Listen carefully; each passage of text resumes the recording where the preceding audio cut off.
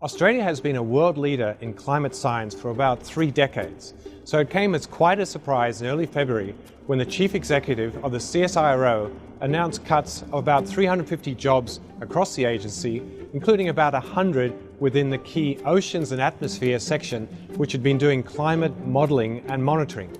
Those jobs are actually important for understanding how the future of climate change is going to work out for Australia, but also shorter-term predictions that the Bureau of Meteorology uses, for instance, in its daily and monthly forecasts about just what's ahead for us weather-wise.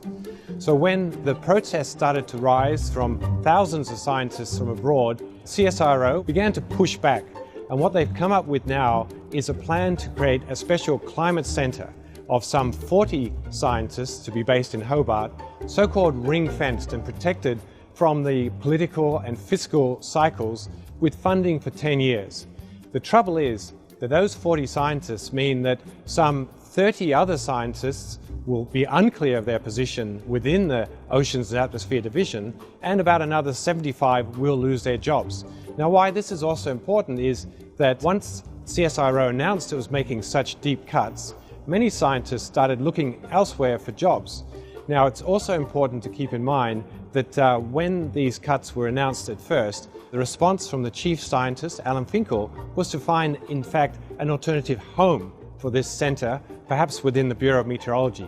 Now, the Bureau has its own funding issues, so it couldn't take on the staff without funding from CSIRO, and that really stymied the whole operation.